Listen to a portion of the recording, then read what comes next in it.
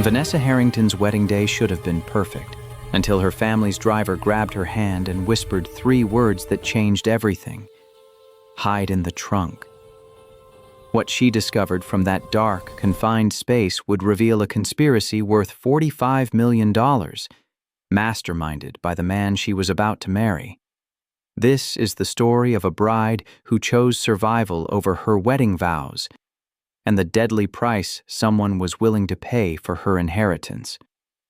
Welcome back, beautiful souls. Before we dive into today's story, I want to remind you that trust can save your life, but misplaced trust can end it. If this story resonates with you, please show your support by hitting that like button, subscribing to the channel, and dropping a comment below telling us where you're watching from. Your engagement helps us bring you more incredible stories. Now let's begin. The driver's hand closed over hers before she could reach the door handle. Miss Harrington. Wait. Vanessa froze, one heel already on the gravel, her wedding dress bunched in her other hand. The morning sun cut hard across the circular drive, too bright for 7 a.m., too sharp for what should have been the happiest day of her life. What's wrong? David's grip tightened.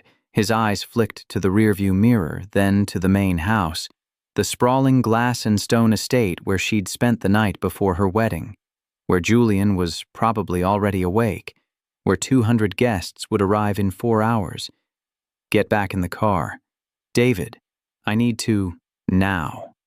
The word hit different than his usual careful distance. 23 years he'd driven for the Harrington family, never raised his voice, never touched her without permission. His hand was shaking. Vanessa pulled her leg back inside. David was already moving, circling the hood faster than she'd ever seen him move, yanking open the back door on the opposite side. All the way over, against the far door. She slid across the leather, dress rustling, veil catching on the headrest. Through the tinted window she could see staff moving inside the house. Caterers' vans lined up near the kitchen entrance. Everything looked normal. David leaned in, his voice dropping to barely above a whisper. There's a release latch inside the trunk. Pull it. The seats fold down. You need to get in there, now. I don't. Miss Harrington. His jaw worked. Please. She'd never heard him say, please. Vanessa looked past him toward the house, toward the bedroom where Julian had kissed her goodnight 12 hours ago, promising to dream about their future, toward the ballroom where her dress would trail down an aisle scattered with white roses, toward the life she'd planned since she was 16 years old. Why? David didn't answer. He was already reaching into the trunk, pulling something, luggage, boxes she couldn't see. Then his hands were on her shoulders, firm but not rough, guiding her backward. Stay quiet. Don't move. Don't make a sound no matter what you hear. The trunk smelled like carpet cleaner and rubber, dark except for thin lines of light where the seats didn't quite meet the frame. She pulled her knees up, silk pooling around her thighs, one hand braced against the wheel well. The trunk lid closed with a soft click. Vanessa's breath sounded too loud in the confined space. She tried to shift, to find a position that didn't crush the bodice beating into her ribs, but there wasn't room. The dress was everywhere, under her, over her, tangled around her arms. She pressed her palm against the seat back and felt for the release latch David mentioned. Found it, cold metal against her fingertips. The car rocked slightly, David getting back in the driver's seat. The engine started. They weren't moving toward the main house. They were pulling away from it, tires crunching over gravel, then smooth asphalt, away from the estate, away from the wedding. Vanessa's phone buzzed in the small clutch she'd somehow kept hold of. She couldn't see the screen in the dark, couldn't reach it without shifting the whole mass of fabric, couldn't risk the light. The car turned. Turned again. She lost track of direction, lost the mental map of the estate grounds she'd known since childhood. Her father had bought this property when she was 8. She'd learned to ride horses in the south pasture. She'd had her sweet 16 in the garden pavilion. She'd told Julian she loved him for the first time on the tennis court. Her hip was going numb against the trunk floor. The car slowed. Stopped. Vanessa held her breath. Voices outside. Male. Too muffled to make out words, but she could hear the cadence. Question, answer, question. One voice she didn't recognize. One that might have been David's. A pause. Then the car door opened. Closed. Opened again. Footsteps on gravel circling toward the back. Toward the trunk. Vanessa's hand found the release latch again, fingers wrapping around it, ready to pull. To fold the seats down and scramble out and explain. What? That her driver had stuffed her in the trunk on her wedding morning? That she'd let him? The footsteps stopped. Metal scraped metal. A key in the trunk lock. She pulled her knees tighter, made herself smaller, pressed her face against the carpet. The beating dug into her cheekbone. She could taste her own breath, hot and recycled. The trunk didn't open. More voices. Louder now. The second voice, definitely David's, saying something sharp, almost angry. The footsteps retreated. The car door slammed. They were moving again. Vanessa counted breaths. 10, 20, 50. Her calf cramped and she bit down on her lip to keep from making a sound. The car picked up speed, smooth road, no turns. They were on the highway. She didn't know how long they drove. Time felt strange in the dark, measured only by the pressure building in her bladder and the places where her body had gone from numb to painful to numb again. When the car finally slowed, really slowed, the change in speed made her stomach lurch.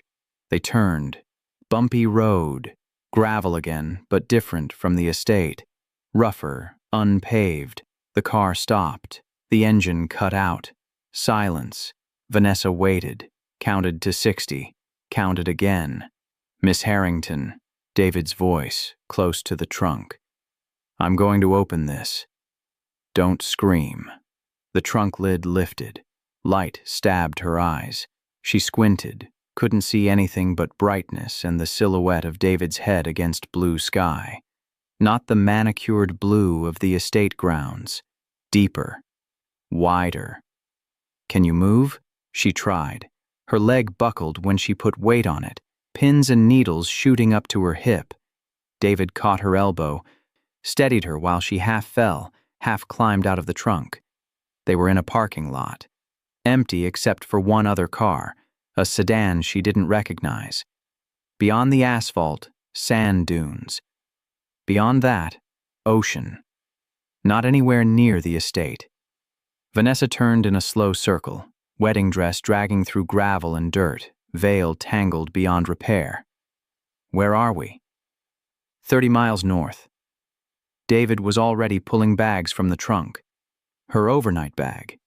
A garment bag she didn't remember packing. There's a motel 2 blocks that way. Reservation under Sarah Mitchell. Cash only. Don't use your credit cards. David, I don't... Your phone. He held out his hand. Give it to me. No. Miss Harrington. No. She stepped back, clutch pressed against her stomach. Not until you tell me what's happening.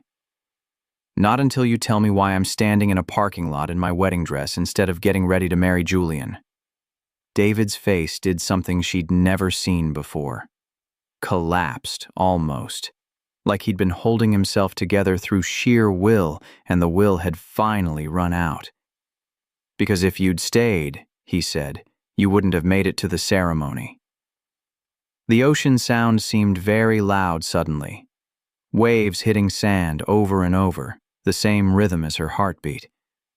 That's not an answer. It's the only one I can give you right now. He zipped the overnight bag closed. The motel room is paid through the week. Stay there. Don't call anyone. Don't go back. My family will be told you got cold feet. He pulled an envelope from his jacket pocket, held it out. There's $5,000 in there. Enough to get you somewhere else if you need to leave the motel." Vanessa didn't take the envelope, didn't take her eyes off David's face. "You've worked for my father for 23 years?" "Yes, ma'am." "You drove me to school, to dance recitals, to my first date?" "Yes, ma'am." "And you're telling me to run away on my wedding day?" David's jaw tightened. He looked past her, toward the ocean, toward the empty highway, toward anything that wasn't her face. "I'm telling you to stay alive." He set the envelope on top of the overnight bag, set both bags at her feet. Then he walked back to the driver's side door. "David, wait." He paused, hand on the door handle. Who was at the gate? At the estate? Who stopped the car? Security. Our security? New security. He opened the door. Hired 3 days ago. I didn't recognize any of them. He got in the car. Vanessa stood in the parking lot in her custom Vera Wang gown, $5,000 in cash at her feet, and watched her family's driver pull away without looking back. The motel room smelled like bleach and something older underneath. Cigarettes, maybe, or mildew the bleach couldn't quite kill. 2 double beds with floral bedspreads that had probably been installed in 1987. A TV bolted to a dresser. A window that looked out on the parking lot, and beyond that, a gas station with a flickering sign. Vanessa locked the door, drew the curtains, sat on the edge of the nearest bed, still in her wedding dress, and tried to think. Her phone had 17 missed calls, 9 from her mother, 4 from Julian, 3 from her sister, 1 from her father. She didn't listen to the voicemails. Instead, she pulled up her texts. The most recent was from Julian, sent 20 minutes ago. "Where are you? Everyone's asking." Before that, "V, call me back." Before that, "Your mom is freaking out. Just tell me you're okay." All sent in the last hour. Vanessa scrolled up, past the sweet good morning text he'd sent at 6, past yesterday's stream of wedding logistics and love notes, past the weeks of planning and excitement and everything that was supposed to lead to today. She stopped on a message from 2 weeks ago. Late night. She'd been at her bachelorette party, slightly drunk on champagne, missing him even though she'd see him the next day. "Can't wait to wake up next to you every morning for the rest of my life." His response had been immediate. "You'll get sick of me." "Never." "We'll see. I'm very annoying before coffee." She'd sent back a string of heart emojis. He'd sent a photo of himself in bed, shirtless, grinning at the camera. Vanessa locked the phone, set it face down on the nightstand, looked at her reflection in the mirror mounted above the dresser. The dress was destroyed. Dirt smeared across the silk, a tear in the hem where she'd caught it climbing out of the trunk. The veil hung crooked, bobby pins lost somewhere between the estate and here. Her makeup was still perfect. She'd done it herself this morning, before everything. Careful and precise because the photographer was supposed to capture her getting ready. The photographer who was probably at the estate right now, wondering where the bride had gone. She stood up, reached behind her back for the zipper. Couldn't reach it. The dress had been designed to require help, to need someone else's hands. She tried again, twisting, arm aching. The zipper moved down 2 inches, stuck. Vanessa pulled harder. The fabric strained, beading pressed into her spine. Stuck. She sank back onto the bed, still half fastened into the gown, and let herself cry for the first time since David's hand had closed over hers that morning. By noon, the missed calls had multiplied to 43. Vanessa had managed to work the zipper down enough to shimmy out of the dress. It lay in a heap on the bathroom floor, white silk turned gray with dirt. She'd changed into jeans and a sweater from the overnight bag, washed her face, pulled her hair into a ponytail. In the garment bag, she'd found a black blazer, dark jeans, a pair of flats. Professional clothes. Running clothes. David had packed for her to disappear. She sat cross-legged on the bed, phone in her lap, and finally opened her mother's voicemails. The first one was tense but controlled. "Vanessa, where are you? Call me back immediately." The second, 10 minutes later, had an edge. "This isn't funny. The guests are arriving in 2 hours. Your father is calling the police." The third, sent 40 minutes ago, was just breathing. Heavy, irregular, like her mother was crying or trying not to. Then her father's voice, very quiet. "Princess, I don't know what's going on, but whatever it is, we can fix it. Just come home." Vanessa deleted the voicemails, opened her texts, typed, "I'm okay, I need time." Stared at the words for a full minute before deleting them unsent. A new message appeared while she was still holding the phone. "Julian, please talk to me." Her thumbs hovered over the keyboard. "Why did you hire new security?" She deleted it. "David says I'm not safe." Deleted. "What were you going to do to me?" Her hand was shaking. She set the phone down, pressed her palms against her thighs, breathed until the shaking stopped. Then she picked it back up and called the one person who might tell her the truth. Her sister answered on the first ring. "Oh my God, Nessa, where the hell are you?" "I can't tell you that." "What do you mean you can't?" "Mom is losing her mind. Dad has security searching the grounds. Julian looks like someone died." "What happened?" Vanessa closed her eyes. "I need you to answer a question, and I need you to be honest with me." "Of course." "Has Julian been acting strange?" "In the last week. Last few days." Silence on the other end, long enough that Vanessa knew the answer before Claire spoke. "Strange how?" "I don't know. Different. Off." More silence. "Claire." "He's been stressed," her sister said finally. "Wedding stress. Normal stuff." "What kind of stressed?" "I don't know, Nessa. He's been on his phone a lot. Stepped out of the rehearsal dinner twice to take calls. But everyone's stressed before their wedding." "What calls?" "I don't know. He didn't say." "Nessa, what is this about?" Vanessa pressed the phone harder against her ear, like she could somehow reach through it and see her sister's face, read what Claire wasn't saying. "Where is he right now?" "At the estate, in Dad's study. They've been in there for the last hour." "Julian and Dad?" "And some other men. I don't know who they are." The hotel room felt very small suddenly, very exposed, despite the locked door and drawn curtains. "Claire, I need you to do something for me, and I need you to not ask why." "Okay. Go to my room. The one I stayed in last night at the estate." "Right now?" "Right now. Check if anything's missing. Check if anything's been moved. Look in the bathroom, the closet, everywhere." "Nessa, please." She heard movement on the other end. Footsteps, a door opening, Claire's breathing changing as she climbed stairs. "I'm going in now," Claire whispered. Vanessa waited, counted her own heartbeats. 16, 20, 30. "Nessa, what?" "Your stuff is gone." "What stuff?" "All of it.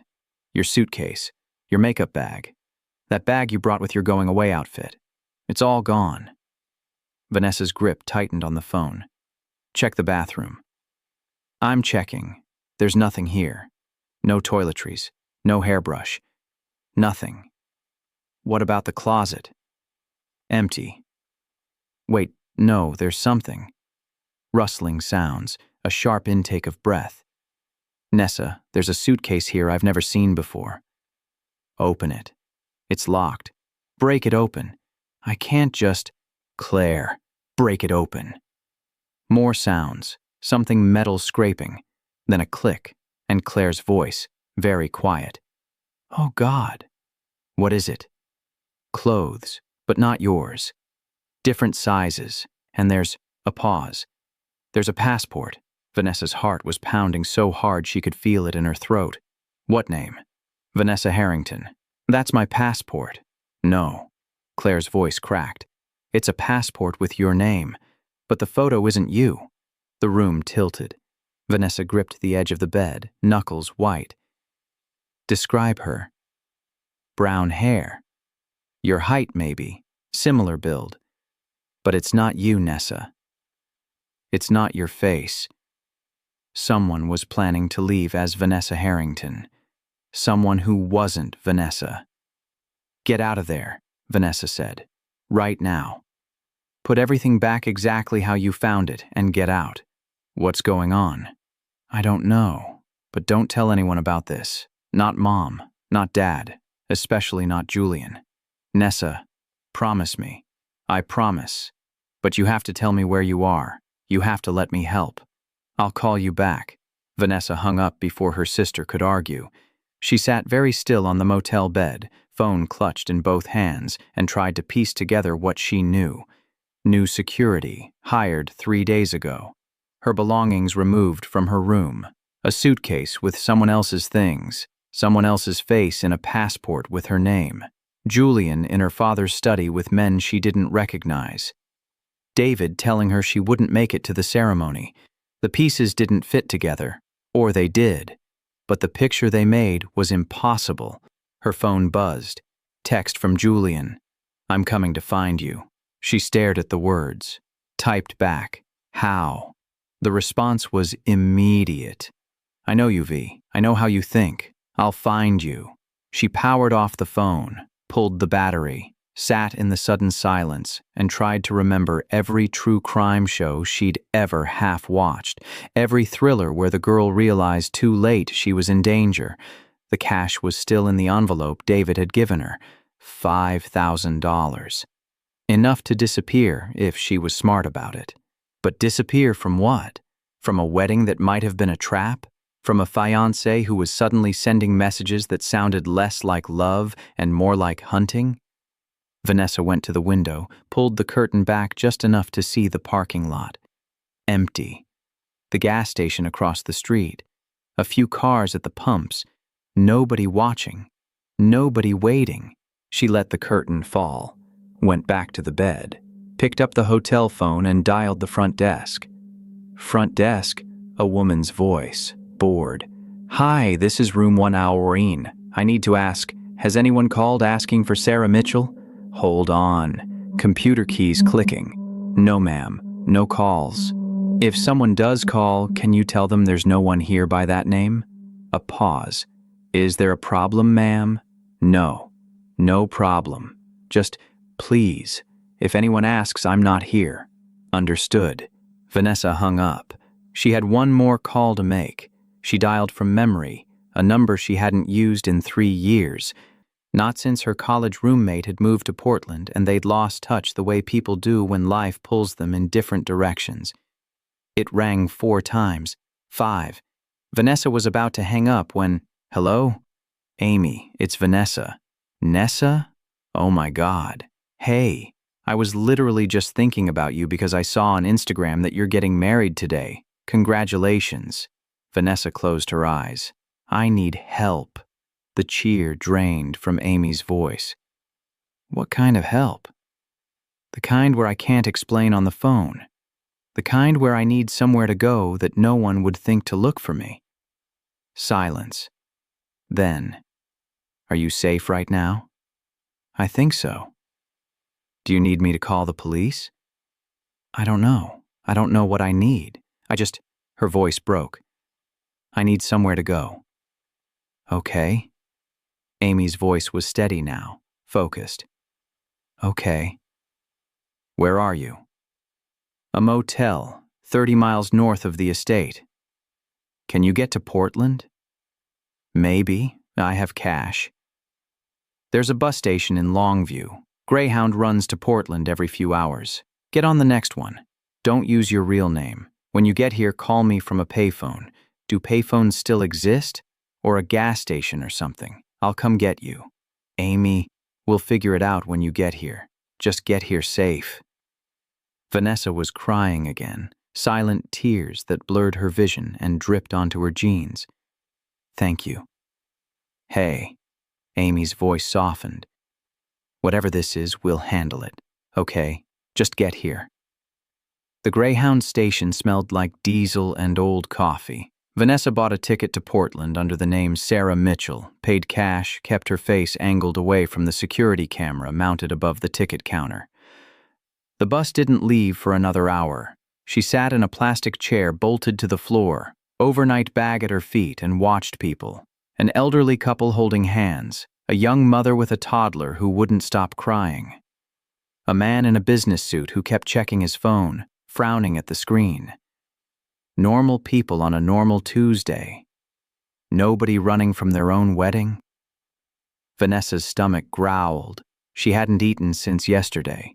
The rehearsal dinner, salmon and asparagus she'd barely touched because she was too excited about today.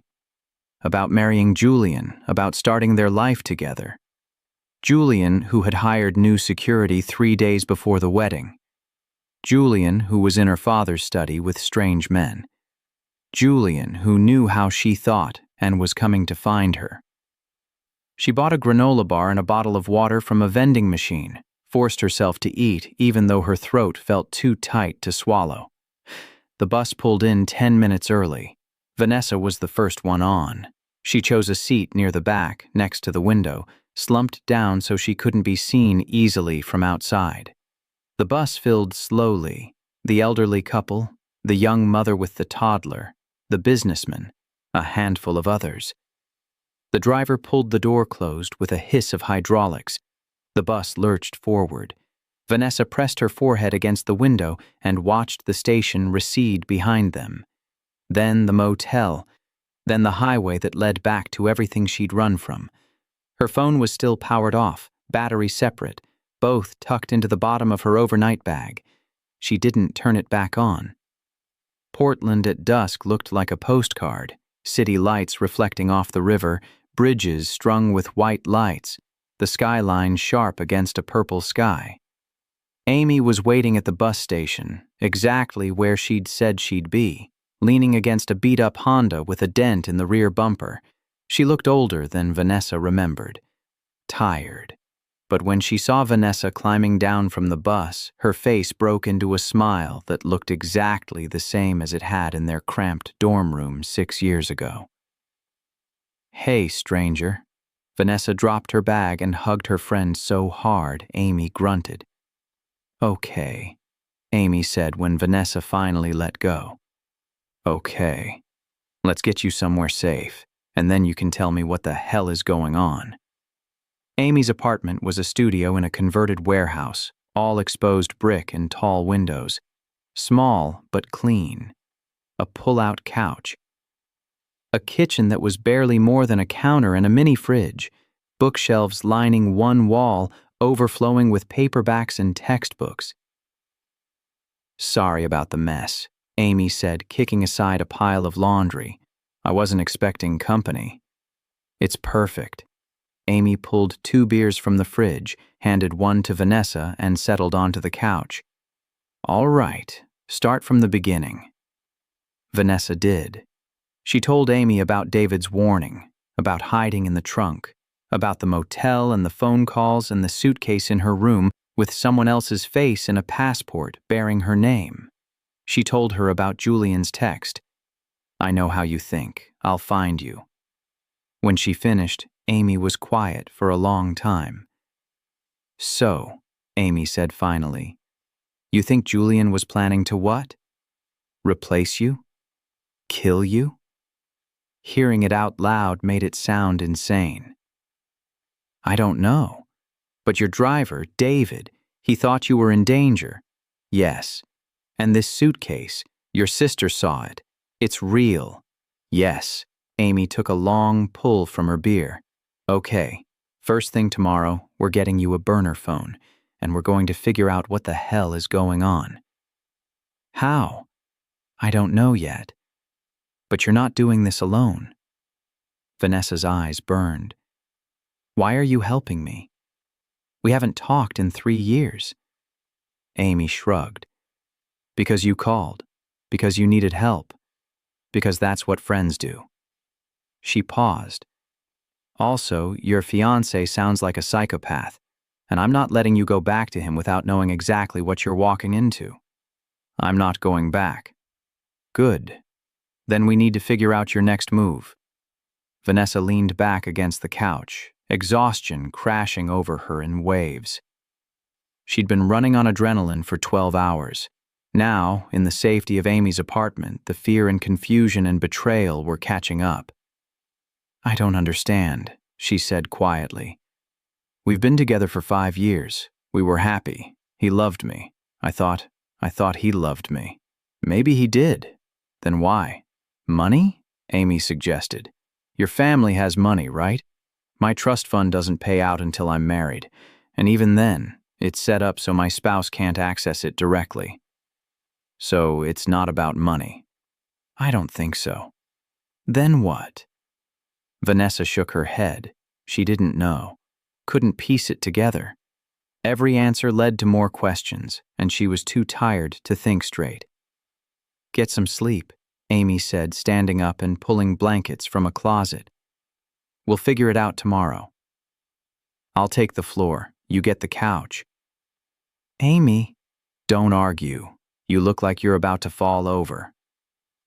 Vanessa didn't have the energy to argue. She lay on the pull-out couch, Amy's spare blanket tucked around her shoulders, and listened to the sounds of the city outside. Traffic, voices, sirens in the distance. Normal sounds, safe sounds. She was asleep in minutes. The burner phone cost $30 at a convenience store 3 blocks from Amy's apartment. Vanessa paid cash, activated it with a prepaid card, and immediately regretted having a way to be contacted again. But she needed answers, and there was only one person who might give them to her. She dialed David's number from memory. It went straight to voicemail. She tried again. Same result. Maybe he turned off his phone, Amy suggested. He never turns off his phone. He's on call 24 hours. Then maybe he's busy. Or maybe something had happened to him. Vanessa tried not to think about that possibility. She tried a different number instead. One she'd found in her contacts before she'd powered down her phone. The private line for Martin Reeves, her father's head of legal. He answered on the 3rd ring. Martin Reeves. Mr. Reeves, it's Vanessa Harrington. A long pause. Ms. Harrington, everyone's been looking for you. I know, I need to ask you something, and I need you to be honest with me. Of course. Has my father changed his will recently? Another pause. Longer. I'm not at liberty to discuss your father's estate planning. That's a yes. Ms. Harrington, when did he change it? I really can't. Martin, please. I'm asking as someone who needs help. Not as my father's daughter. She heard him sigh. 2 months ago, he said finally. He revised the terms of his estate. 2 months ago. Right after she and Julian had set the wedding date. What did he change? The primary change involved the conditions of your inheritance. Previously, your trust would pay out when you turned 30. The new terms stipulate that it pays out upon your marriage, with full control granted to you and your spouse jointly. Vanessa's hand tightened on the phone. Jointly, as in Julian would have access. That's correct. How much are we talking about? I can't disclose specific. Ballpark. Martin sighed again. With the estate's current valuation, your share would be approximately $40 million. $40 million. Vanessa sat down hard on the curb outside the convenience store. And if something happened to me? After the wedding, but before I could access the trust? It would default to your spouse, as next of kin. Even if we'd only been married for a few hours? Once the marriage is legal, yes. Vanessa's vision blurred. She pressed her palm against the concrete, felt the rough texture grounding her. Mr. Reeves, one more question. Yes? Did Julian know about the will change? Silence on the other end. Mr. Reeves? Your father told him the night of the rehearsal dinner. Wanted him to understand the financial responsibilities that come with marrying into the family. The night of the rehearsal dinner. The night Julian had stepped out twice to take phone calls. The night he'd come back to the table looking stressed. 3 days before, David had shoved her in the trunk and told her to run. Thank you, Vanessa said quietly. Ms. Harrington, are you safe? I don't know. Where are you? I can't tell you that. Your family is worried. Your father. Tell my father I'm okay. Tell him I need time to think. Vanessa, she hung up. Amy was waiting in the apartment, laptop open on the couch. Find anything? Vanessa asked. Maybe. Amy turned the screen so Vanessa could see. I did some digging on Julian. Social media, public records, that kind of thing. And he's got a lot of debt. Vanessa frowned. That's not possible. His family has money. Had money. Past tense. Amy clicked through to another tab, a news article from 18 months ago. His father's company went bankrupt last year. Lost everything. They've been living off credit and loans ever since. Julian never mentioned because he didn't want you to know. Amy pulled up another article. There's more. 6 months ago, he took out a life insurance policy. On you. Vanessa's blood went cold. On me. $5 million payout. Beneficiary listed as Julian Ashford. Filed 2 weeks after you got engaged. The room spun. Vanessa sat down before her legs gave out. So he was planning to marry me, kill me, and collect $40 million from the trust, plus $5 million from the insurance. That's what it looks like. 45 million reasons to make her disappear. I need to call my father. Amy handed her the burner phone. Vanessa dialed. Her father answered immediately. Vanessa. Dad, it's me. Thank God. Where are you? Are you safe? I'm safe. I can't tell you where I am. Princess, what's going on? Julian said you got scared and ran, but I know you. You don't run from things. Dad, I need you to listen to me. Don't interrupt, just listen. She told him everything. The trunk, the suitcase, the insurance policy, the debt. When she finished, her father was quiet for so long, she thought the connection had dropped. Dad, I'm here. His voice sounded old, tired. I'm so sorry, Princess. I should have looked into him more carefully. I should have. It's not your fault. I trusted him. I welcomed him into this family. We both did. Where is he now? Vanessa asked. Still here. At the estate. He's been helping coordinate the search for you. Of course he had. The devoted fiancé, worried sick about his missing bride. Dad, I need you to do something for me. Anything. Don't let him know you know. Act like everything's normal, like you still think I just got cold feet. Why? Because I need proof. Real proof. Something that will hold up if this goes to court. What are you planning? I don't know yet, but I need time to figure it out. Can you give me that? A long pause. How long? A few days. Maybe a week. And you're safe where you are? Yes. Promise me. I promise. Okay. He exhaled slowly. I'll stall him. But Vanessa, be careful. If he was willing to go this far, there's no telling what else he might do. I know. I love you, Princess. I love you too, Dad. She hung up.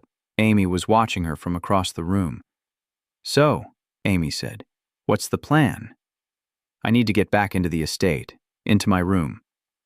I need to see that suitcase for myself. That's insane. Probably. Julian's there. Security's there. You can't just walk in.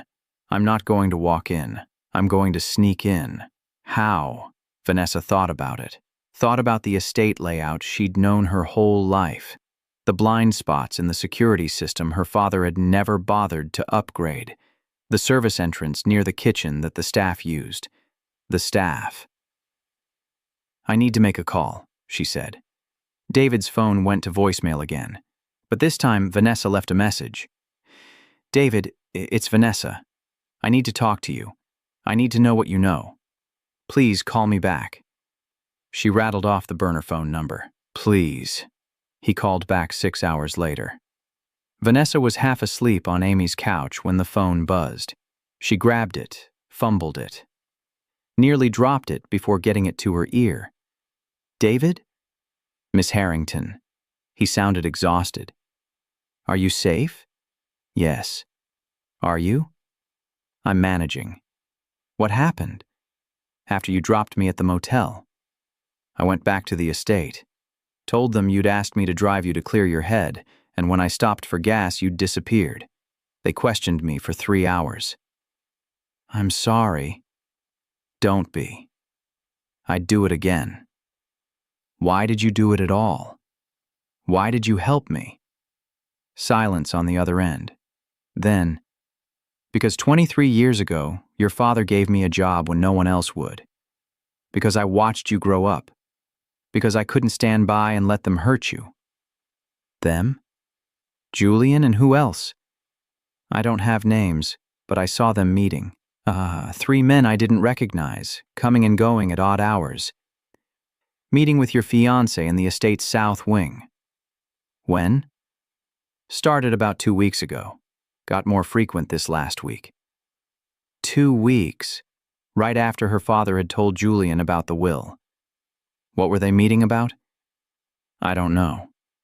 But the night before the wedding, I overheard something. Julian on the phone in the garden. He said, "After the ceremony, we move fast. No mistakes." Vanessa's stomach clenched. "That's when you decided to get me out." "I knew something was wrong. I didn't know what, but I wasn't going to take chances with your life."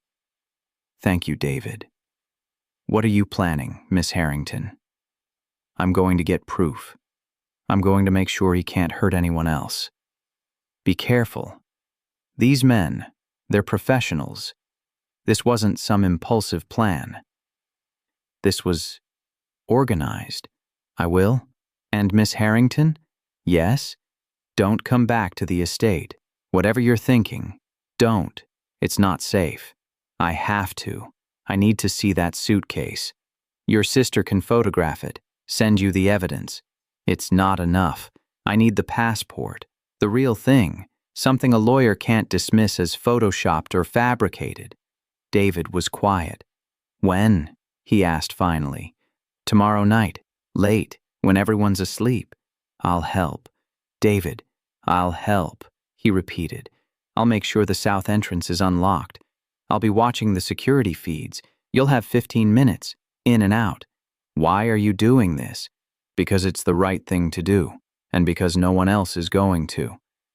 Vanessa arrived at the estate at 2 in the morning. Amy had wanted to come, but Vanessa had refused. This wasn't Amy's fight, wasn't Amy's risk. She parked the borrowed Honda 3 blocks away, walked the rest of the distance through the trees that bordered the property. The south entrance was exactly where she remembered it. A service door hidden behind a row of hedges used by the catering staff and maintenance crews. The door was unlocked, just like David had promised. Vanessa slipped inside. The estate was dark except for the security lights in the main hallways. She stayed to the edges, moved through the shadows, avoided the cameras she knew were mounted in the corners. The stairs to the second floor were carpeted. Her footsteps made no sound. Her old room was at the end of the east wing. She tried the door. Locked. Of course it was locked. Vanessa pulled a bobby pin from her hair. She'd practiced this in Amy's apartment, picking the lock on Amy's bedroom door over and over until she could do it in under a minute. It took 90 seconds in the dark, her hands shaking, her breath too loud in the silent hallway. The lock clicked. She pushed the door open. The room was exactly as Claire had described, empty of Vanessa's belongings, but not empty. The suitcase was on the bed, black leather, expensive looking. Vanessa crossed to it, tried the latches, still locked. She pulled a screwdriver from her jacket pocket, also practiced at Amy's apartment, and wedged it into the lock mechanism, twisted hard. The lock popped. She opened the suitcase. Clothes. Women's clothes. Similar style to things Vanessa owned but not identical. A toiletry bag with generic brands. A wallet with credit cards in Vanessa's name. And the passport. Vanessa picked it up, flipped it open. The photo showed a woman with brown hair, Vanessa's height and build, similar features but not the same. Close enough to pass a casual inspection maybe, close enough to board a plane if no one looked too carefully, but definitely not Vanessa. She took photos with the burner phone, the passport, the credit cards, the entire suitcase. Then she closed it, reset the lock as best she could, and footsteps in the hallway. Vanessa froze. The footsteps stopped outside her door. She looked around frantically. Closet, too obvious. Under the bed, not enough clearance. The bathroom. The door handle turned. Vanessa dove behind the heavy curtains at the window, pressed herself flat against the wall, held her breath. The door opened. Light from the hallway spilled in. A figure stood silhouetted in the doorway. Julian. He stepped into the room. Closed the door behind him, turned on a small flashlight. The beam swept across the floor, the bed, the suitcase. Vanessa didn't breathe, didn't move.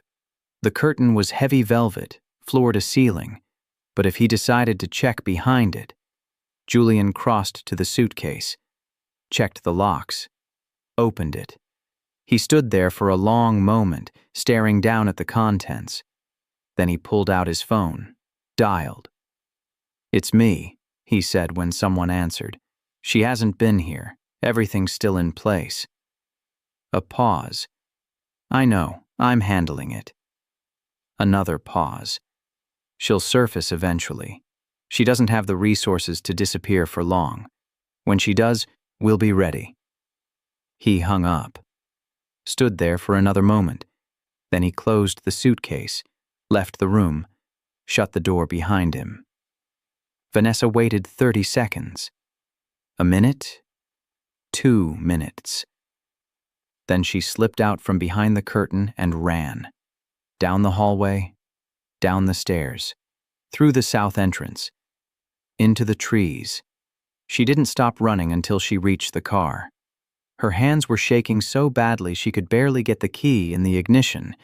She drove back to Portland with the windows down, cold air blasting her face, trying to breathe normally, trying to process what she'd just heard. She doesn't have the resources to disappear for long. When she does, we'll be ready. He was waiting for her, planning for her, expecting her to come back. She couldn't go back. Not to the estate, not to her old life. Not ever. Amy was awake when Vanessa got back to the apartment, pacing the small space with her phone in her hand. "Thank God," she breathed when Vanessa walked through the door. "I was about to call the police." "I got it." Vanessa held up the burner phone, showing Amy the photos. "The passport, everything. And? Did anyone see you?" "Julian was there, in my room, checking the suitcase." "Jesus, did he see you?" "No, I hid. But Amy, he knows I'm going to surface eventually. He's waiting for it, planning for it." Amy took the phone, scrolled through the photos. "This is enough," she said. "This is evidence. You can take this to the police." "And tell them what? That my fiancé had a suitcase with fake ID in it? That's not proof of attempted murder. It's barely proof of fraud." "So what do we do?" "We make him confess." "How?" Vanessa sank onto the couch, exhaustion and adrenaline warring in her bloodstream. "I don't know yet, but he's expecting me to run out of money and come back. He's expecting me to be desperate. Maybe I can use that. That's dangerous. It's all dangerous." Amy sat beside her. "Okay, but we do this smart. We plan it out. We make sure you're protected. How? I have a friend, works in tech, security systems, recording devices, that kind of thing. If you're going to confront Julian, we wire you up first. We record everything. We make sure there's proof. It was risky. Probably insane. But Vanessa couldn't think of another way. Okay, she said. Let's do it. The recording device was smaller than Vanessa expected. A tiny microphone that clipped to her bra. A transmitter the size of a quarter that tucked into her waistband. Amy's friend, a guy named Marcus who looked too young to be as competent as he clearly was, showed her how to activate it, how to make sure it was recording. Battery life is about 6 hours, he said, and the signal will transmit to this receiver. He held up a device that looked like a thick phone case. Range is about half a mile. So as long as Amy stays relatively close, she'll pick up everything you say. What if something goes wrong? Vanessa asked. Like what? Like he figures out I'm wearing a wire. Marcus and Amy exchanged a look. Then you run, Amy said. You get out of there and we call the police. And if I can't run, then I call the police immediately, Amy said. But it's not going to come to that. You're going to get him to confess. We're going to get it on tape, and then we're taking it straight to the FBI. The FBI? If he was planning to kill you for inheritance money, that's fraud. Wire fraud, potentially. If he was moving money across state lines, the FBI will care. Vanessa nodded, tried to look more confident than she felt. When are you doing this? Marcus asked. Tomorrow. I'm going to call him. Tell him I want to meet, to talk things through. Where? Somewhere public, somewhere he can't try anything. But private enough that he'll talk, Amy added. They settled on a park near the estate, public enough to feel safe, isolated enough for a conversation. Vanessa would call Julian in the morning, set up the meeting for tomorrow afternoon. That night, she barely slept. Julian answered on the second ring. Vanessa? He sounded surprised, relieved. Exactly like a man whose fiancé had just resurfaced after vanishing on their wedding day. Hi, Vanessa said, kept her voice soft, uncertain. Can we talk? Of course. God, V, I've been so worried. Where are you? Are you okay? I'm okay. I needed time to think. About us? About everything. A pause. She could almost hear him recalibrating, figuring out how to play this. I understand, he said finally. This is a lot. Marriage is a big step. If you're having doubts, I want to see you. To talk in person. When? Where?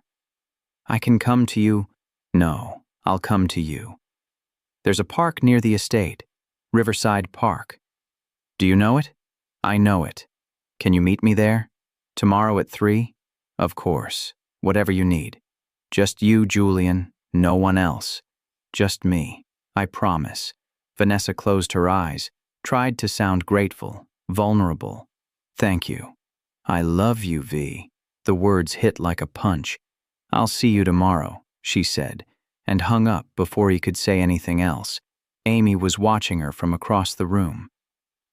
You okay? He said he loves me. He's a liar. I know. Do you? Vanessa looked down at her hands, thought about 5 years of memories, 5 years of believing she knew him, trusted him, loved him. Yeah, she said quietly. I do. Riverside Park was nearly empty when Vanessa arrived at 3. A jogger on the far path. A woman walking a dog. No one close. She'd chosen a bench near the playground, visible from the parking lot but far enough from the main paths to have privacy. Amy was parked 2 blocks away, receiver in hand, ready to call the police if things went wrong. The wire was cold against Vanessa's skin. Julian's car pulled into the parking lot at 3:02. He got out slowly, scanning the park, looking for her. Vanessa stood up from the bench, waved. He walked toward her, and God, he looked perfect. Exactly like the man she'd fallen in love with. Tall, handsome, concerned. The worry on his face looked so genuine. "Hey," he said when he reached her. "Hey." They stood there for a moment, 3 feet apart, not touching. "You look good," Julian said. "I look like I've been sleeping in a friend's apartment for a week." "You look beautiful." Vanessa wrapped her arms around herself, played the part. "I'm sorry I ran. I know everyone must have been worried." "We were. I was." He stepped closer. "What happened, V? What made you run?" "I got scared." "Of what?" "Of everything. Marriage, commitment, becoming someone's wife. I panicked." He was watching her carefully, trying to decide if he believed her. "And now?" he asked. "Now I want to talk. I want to understand what we're doing. If there's still an us." Julian reached for her hand. She let him take it. "There's always been an us," he said. "From the moment we met. You know that. Do I? V, why did my father change his will?" The question landed like she'd hoped. Sharp, unexpected. Julian's expression flickered, just for a second. Then the concern was back. "He wanted to make sure you were taken care of. We both were. He told you about it the night of the rehearsal dinner. He wanted me to understand the responsibility. The financial $40 million. Julian went still. "That's a lot of responsibility," Vanessa said. "It's your inheritance, not mine. But if something happened to me, it would be yours, right? That's how the will works now. Spouse inherits. Nothing's going to happen to you." "How do you know?" "Because I'm not going to let it." Vanessa pulled her hand from his. "You took out a life insurance policy on me." His face went blank. $5 million, she continued, 6 months ago. Right after we got engaged. That's standard. Couples insure each other for $5 million. Your family has money. I wanted to make sure. Make sure what? That I was worth more dead than alive? Vanessa, that's insane. Is it? Because I have a friend who's very good at finding financial records, and you're broke, Julian. Your whole family is. You've been living on credit cards and loans for over a year. He took a step back. The concern was gone now, replaced by something cooler. So that's what this is about. Money. No. This is about you hiring new security 3 days before our wedding. This is about someone packing a suitcase in my room with someone else's face and a passport with my name on it. Julian didn't say anything. I know what you were planning, Vanessa said. I know you were going to marry me and kill me and take the inheritance. That's a serious accusation. It's the truth. You have proof? I have the suitcase. I have the passport. I have records of your debt and the insurance policy. Circumstantial. Maybe. But it's enough to start an investigation. Enough to freeze the assets. Enough to make sure you never see a dime of that money.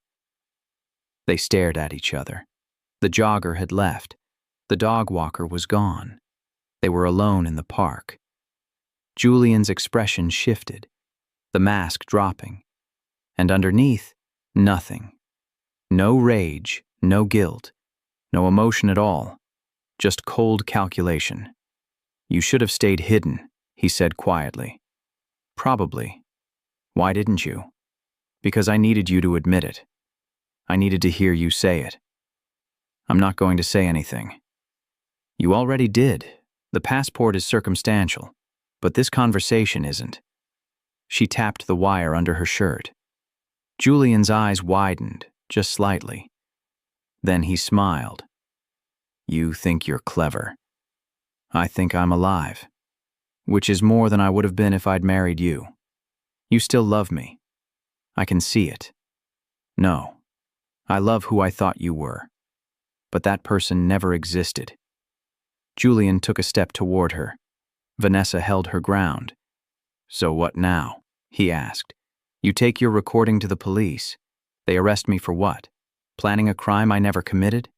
Fraud. Conspiracy to commit murder. The FBI will figure out the exact charges." "The FBI?" He laughed. "You've been watching too many movies, V. Maybe. But I've got this whole conversation on tape, including the part where you didn't deny any of it. I didn't admit anything either. You didn't have to." She pulled out her phone, the burner phone, not that he knew the difference. Dialed 911. "What are you doing?" "Calling the police." Julian lunged. Vanessa ran. She made it 3 steps before he caught her arm, yanked her back. The phone flew from her hand, landed in the grass. "Let go." His hand clamped over her mouth, his other arm wrapped around her waist, holding her against him.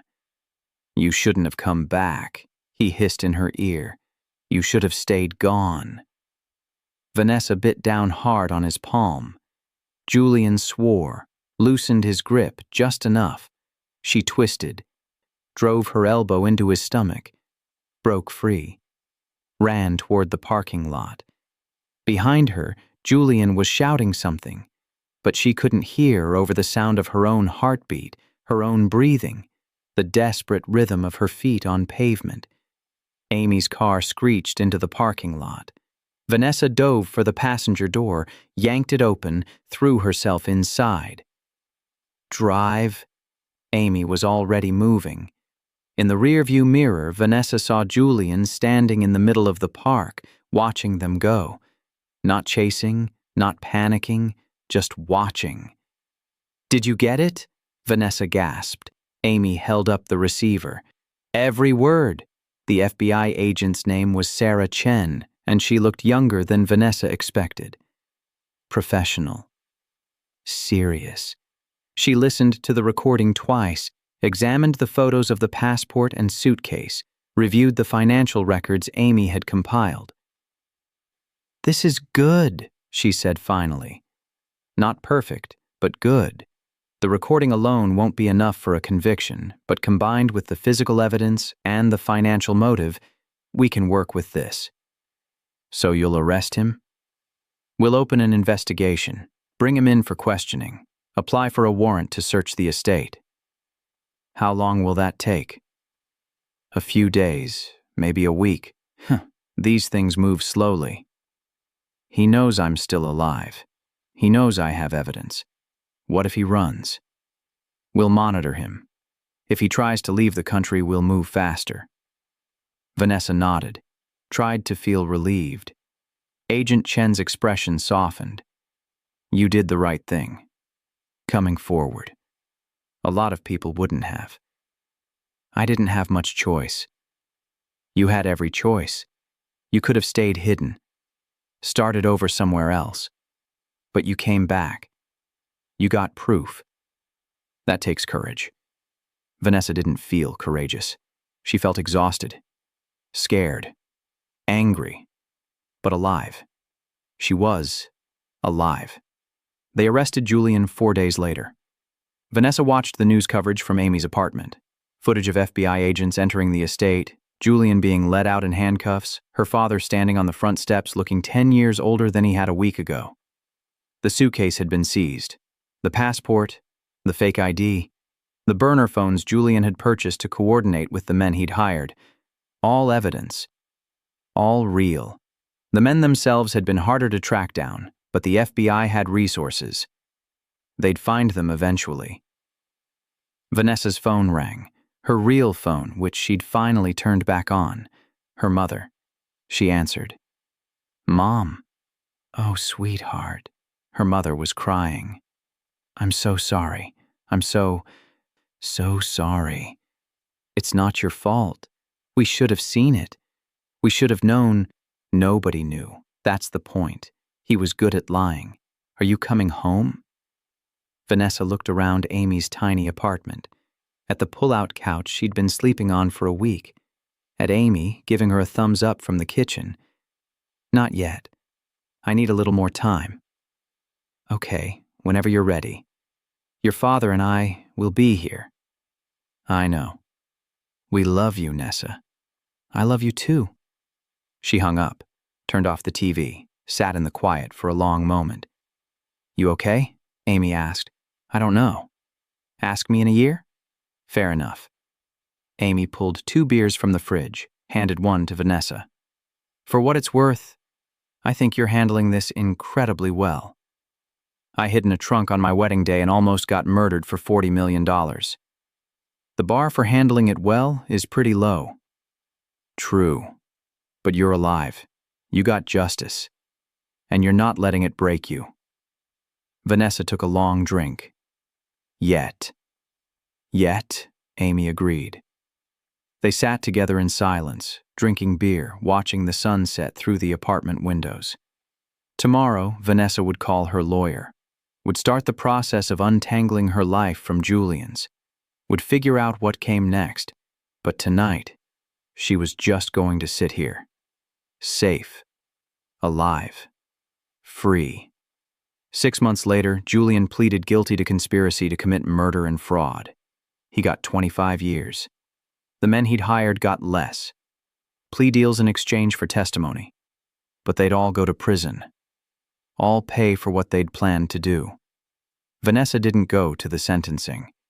Didn't need to hear Julian's statement or see his face or give him any more of her time. She'd moved back to the estate, but not to her old room. She'd taken over the West Wing, renovated it, made it her own. Somewhere Julian had never been. Somewhere that didn't hold memories of him. Her father had changed the will again. The trust would pay out on her 30th birthday, no marriage required. She'd have control. Full control. No conditions. She was learning to sleep through the night again. Learning to trust people again. Slowly. David still drove for the family. Still called her Miss Harrington. But sometimes when he dropped her off after a long day, he'd say, "Proud of you, miss." And she'd say, "Thank you for saving my life." And he'd nod and drive away, and they'd both know it was true. On what would have been her first anniversary, the anniversary of a wedding that never happened, Vanessa drove to Riverside Park. She sat on the same bench where she'd confronted Julian, where she'd recorded his confession, where everything had changed. The park was quiet. No joggers, no dog walkers, just her in the afternoon sun and the sound of wind through trees.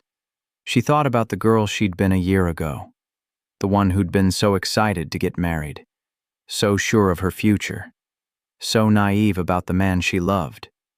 She thought about the girl who'd climbed into a trunk on her wedding morning because a driver she'd known her whole life told her to run. She thought about how close she'd come to not making it out, and she thought about the fact that she had. She was here, alive, herself, not somebody's wife, not somebody's victim, not somebody's $40 million prize, just Vanessa. That was enough. She stayed in the park until sunset, watching the light change, feeling the air cool. Then she got in her car now, not the family car, not a borrowed Honda, and drove home. If someone had told you a year ago that the safest thing you could do on your wedding day was hide in the trunk of a car, would you have believed them? Would you have trusted your instincts, trusted the warning? Or would you have walked down that aisle anyway, believing love was enough to protect you? Sometimes the people who save us are the ones we least expect. Sometimes survival means trusting a warning we don't understand. Vanessa Harrington trusted her driver, and that trust saved her life. If you were in her position, if someone you'd known your whole life told you to hide, to run, to disappear on what should have been the happiest day of your life, would you listen? Drop your thoughts below. And if this story made you think twice about who to trust, hit that like button and subscribe for more true stories about survival, betrayal, and the choices that change everything.